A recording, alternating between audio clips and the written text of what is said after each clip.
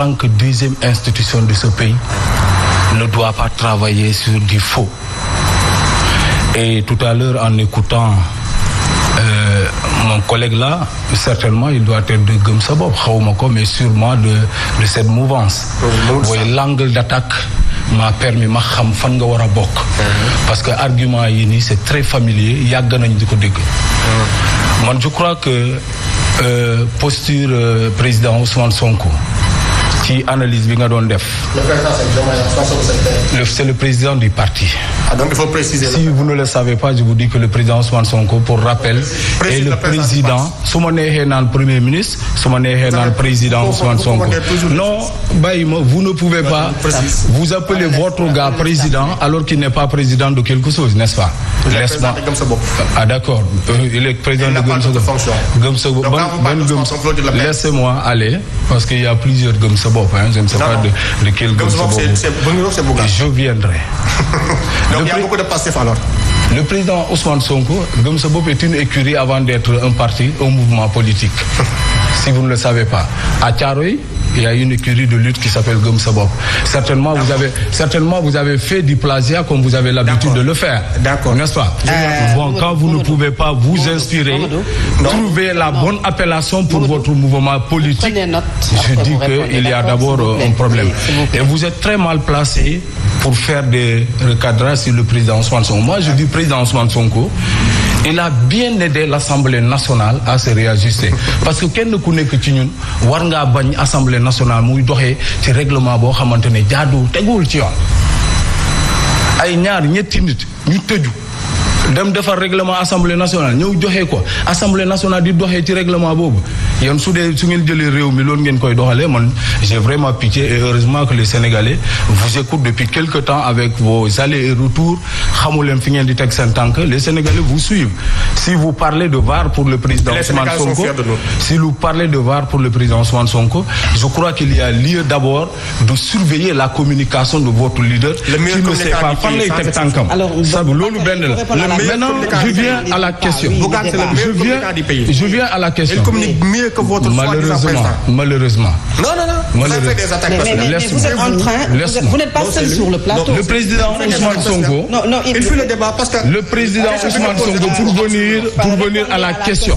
Pour venir à la question. Dire que le président Ousmane Sonko day daw, n'est-ce pas, la déclaration de politique générale. Je pense que loolu wax bu yàqu la parce que ku xam le président Ousmane Sonko man daal je pense que mën ngaa wax lu nekk waaye mënuloo ne Ousmane Sonko amul fit pour ñëw jàkkaarloo ak député yi. Ousmane Sonko quand il était d'abord seul à l'Assemblée nationale en tant qu'élu de PASTEF tout le monde savait ban taxawaay la amoon ki nga xamante ne dafa wax boobu la majorité présidentielle jóg bàyyi ko foofu je pense que c'est pas lui qui aujourd'hui a des gens yoo xamante ne dañ koy jàppale ci li mu war a wax c'est pas celui-là qui va fuir donc demain nous allons essayer de régler définitivement le règlement intérieur. Parce que le président Ousmane Sonko ne pouvait pas venir à l'Assemblée nationale. L'État, parce que l'Assemblée nationale reconnaître ko dans son règlement intérieur. Mais loo xamante ne yow xamuñu la ñooñu naka lañ la mën a convoquer nga ñëw biir Assemblée nationale pour dire quoi? Au nom de quoi? Parce que lépp loo xamante ne à certain niveau de responsabilité mu mel ni Assemblée nationale bu ñuy wax nañuy doxee ci loo xamante ne sur des bases vraiment légales. Ce n'est pas parce que, comme le dit l'autre, que Amadou Ba l'a fait que le président Ousmane Sonko est dans l'obligation de le faire. Non. Le règlement intérieur, si Amadou Ba accepte de venir se présenter en tant que premier ministre, moo xam ni ki Assemblée nationale xamul sax lan mooy premier ministre moom bu ñëwee def loolu c'est parce que tout simplement ils ont usé d'une base boo xamante ne ñoom ñoo majoritaire à l'Assemblée nationale ñu xam ne bu ñu ñëwee il n'y a aucune crainte. Maintenant nous le président Ousmane Sonko il va se dire que ce n'est pas que l'autre l'a fait que moi je vais le faire. mais aujourd'hui te dañuy faral di wax ni ki man bokkuma ci moo gën ngay naan du man kese maa ko def. mais aujourd'hui bu ñu demee ci réactualiser ko ba noppi. dafay amaat beneen délai bu fekkee ne yow am nga ci yenn information. oui maintenant les informations. on dit que le premier ministre dafa la war a ñëw assemblée nationale. 3 mois après la prise au maximum 3 mois après la prise de fonction du gouvernement. loolu dañ ko introduire lu bees ci kii bi. maintenant quand on dit que le premier ministre dafa waroon a ñëw parce que la constitution le prévoit oui la constitution le prévoit Ousmane Sonko xam na ko bu baax mais il se dit que mais la constitution tënkuma ci ay délai maintenant c'est libre appréciation. Maintenant que le règlement intérieur que l'on va stabiliser à partir de demain, quand ce sera... mais est-ce que ce règlement intérieur bi nga xam ne demain dinañ ko réactualiser dafay tàmbaliwaat daal di fixer benn délai c'est-à-dire après juste le vote mu ne à partir du samedi wala à partir de tel mois ba tel mois wala naka lay demee. On a dit qu'à partir 3 mois après la prise de fonction du gouvernement. Maintenant, on ne va pas dire une loi, nous savons très bien qu'elle n'est pas souvent, elle n'est pas rétroactive. Oui. N'est-ce pas? Je suis peut-être que dans l'analyse de dire que ça ne peut pas être à partir de comment s'appelle de la prise de fonction là. Certainement dañ koy defaraat pour une séance à venir. waaye bii nii les 3 mois sont déjà passés. Et peut-être que comme on parle d'une éventualité de dissolution de l'Assemblée nationale, ça pourrait être peut-être qu'avec la nouvelle législature qui va venir, que le président Ousmane Sonko pourra passer. C'est une éventualité, hein? Parce qu'on dit 3 mois après la prise de fonction. Hein? Non, man maa ko xalaat. Non, parce que tout simplement j'ai dit que une loi n'est pas rétroactive. Non, je parle pas de ça. Je parle de la. Mais li may wax. Hein? Je parle de la dissolution de l'Assemblée nationale. Mais tout le monde sait. Par rapport à mais tout le monde a entendu que le président Diomaye a demandé avis du Conseil constitutionnel. Mais l'autre, c'est pas un secret.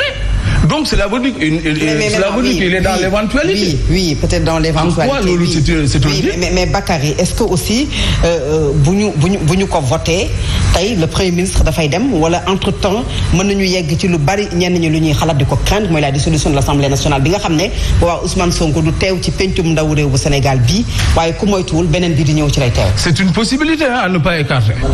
Ah oui? Oui, c'est une possibilité à ne pas écarter parce que moi quand. Et cela ne donne pas raison à ceux qui disent que dafa am lu muy craindre pour dem. Ousmane Sonko n'a rien à craindre. Ousmane Sonko n'a rien à craindre. Tout le monde sait que le président Ousmane Sonko dans cette législature.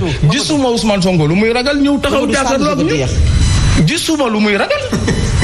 Mais puisque la loi n'est pas rétroactive, pour cette fois-ci, vous voulez que ça soit rétroactif? Est-ce que c'est une possibilité? On a dépassé les 3 mois, on a fait les 4 mois. Donc voilà pourquoi moi je pense que lu gën a rafet ça. Que l'on aille vers la dissolution de l'Assemblée nationale, n'est-ce pas, nous fonctionner avec le nouveau règlement intérieur dans la session à venir. Alors oui, Mamadou lan nga ci doon par rapport li xam nga la laa ci xaw a ragal tey bu ñu ko voté ñu dugalaat ci disposition bi 3 mois. Après dina amaat benn vide après. Parce que 3 mois yi jàll na. tënkootu ci. Maintenant est-ce que dina amaat leneen lu ko tënk fekk ñuy dissoudre Assemblée nationale boobu aussi point d'interrogation la nekkaat amul donc tey vide la nar a nekkaat fii ba ñuy dissoudre Assemblée nationale. Pourquoi je pense comme ça. Donc moo tax encore une fois may ñëwaat ñi indi fi disposition boobu noonu ci règlement intérieur bi ñooñu yóbbee li yëpp muy waa. Mais ñoom ñoo créé problème. Ce n'est pas le président Ousmane Sonko. ñoom ñoo créé problème. Au contraire, le président Ousmane Sonko a aidé l'Assemblée nationale. dinañu demaat créé waat ay débat parce que 3 mois la te 3 mois à partir de la prise de fonction la. Non prise de fonction bi jeex na ñaata mois mooy desaat fii ak ñuy dissoudre assemblée parce que assemblée nationale bi le président peut la dissoudre au mois de septembre. À partir du 10. Tey on est le 15 août. 15 septembre c'est dans quoi? 1 mois. waaw mais xam nga lu ma la bëggoon rappeler rek. Ça sera un vide. c'est-à-dire xam nga lu ma la bëggoon rappeler rek. En fait on a beau évoquer ce délai de 3 mois de l'Assemblée nationale. Depuis 2000 jusqu'à nos jours, seul le président Moustapha Niasse a respecté ce délai de 3 mois. Tous les autres premiers ministres yi fi jaar ñii 6 mois ñii 4 mois ñii 7 mois am na ñoo xam ne sax tuuti mu jege at amul.